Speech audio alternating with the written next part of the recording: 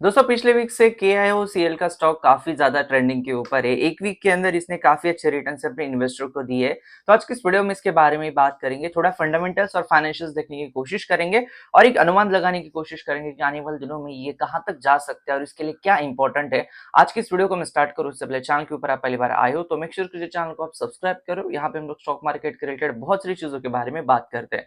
अगर मैं KIOCL के 1 ईयर की बात करता तो 9.23% ये एक साल में डाउन है।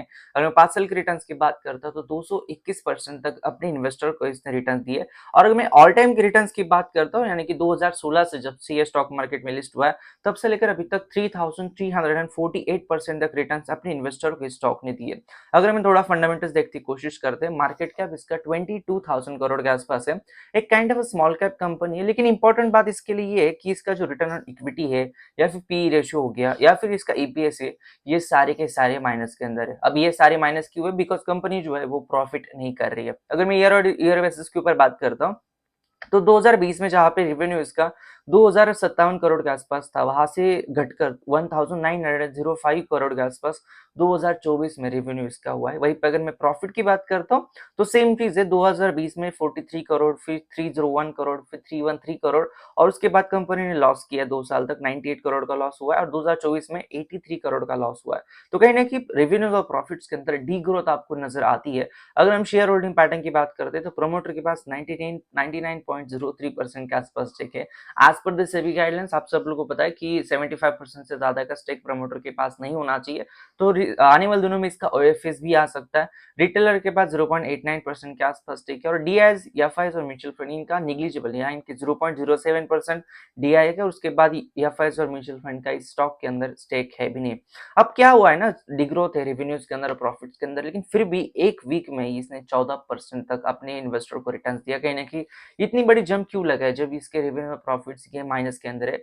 हो सकता है कभी कभी ऐसे होता है जब वो प्राइस चेंज होता है कि प्राइस के अंदर सडन स्पाइक होता है तो एज इन्वेस्टर हमें पता नहीं चलता, लेकिन 15-20 दिन बाद, 1 महीने बाद जब कोई न्यूज आती है तब हमें पता चलता है कि हाँ ये न्यूज थी, इस वजह से कहीं ना कहीं ये स्टॉक ने इस टाइम पे स्पाइक लगाया था। और जब हम उसको बाई करना चाहते हैं तब तक वो सब सारी चीजें प्राइस इन हो चुकी रहती है।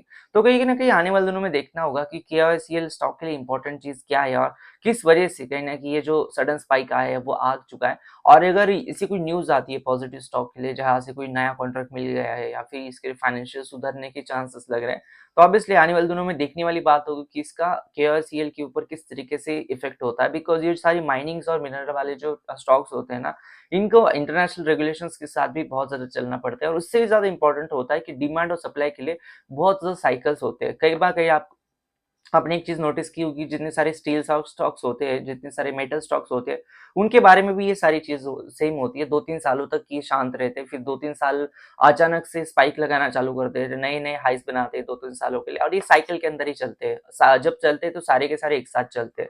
और यही रीजन आपको अब रिसेंटली जो DSW स्टील हो गया, टाटा स्टील हो गया, इनके जो रिजल्ट आए, इसके अंदर आपको ये चीज नोटिस हो रही होगी कि रेवेन्यूज के अंदर हालांकि यहाँ पे कोई कोई कंपनीज ने डिग्रोथ दिखाया, लेकिन प्रॉफिट्स के अंदर कहीं ना कहीं अच्छा खासा ग्रोथ दिखाया। कहीं ना कहीं इस वजह से भी ये भी एक रीजन हो सकता है कि आने वाले दिनों में अगर इसके रेवेन्यूज और प्रॉफिट्स अच्छे तरीके से बढ़ते हैं और स्टेबिलिटी आती है फाइनेंशियल्स के अंदर, तो एक अच्छा पॉजिटिव चीज होगी कि सेल स्टॉक के लिए। लेकिन तब तक के लिए थोड़ा कॉशियस के साथ ही रहना चाहिए, बिकॉज जो लॉस मेकिंग कंपनीज होती है थोड़ा सा रिस्की भी बन जाती है जब उनके पी माइनस के अंदर होते हैं। और कहीं ना कहीं माइनस सिर्फ नहीं है, -107 है कहीं ना कहीं पी रेशियो। तो वो भी एज ए इन्वेस्टर आपको देखना चाहिए कि वैल्यूएशन कितना मिलना चाहिए और ये सब चीजें देख के आपको स्टॉक मार्केट के अंदर कोई डिसीजन लेना चाहिए। तो ये था आज का वीडियो को मैं एंड करूँ उससे पहले चैनल को सब्सक्राइब कर देना, वीडियो को लाइक कर देना। धन्यवाद दोस्तों ये वीडियो देखने के लिए। धन्यवाद।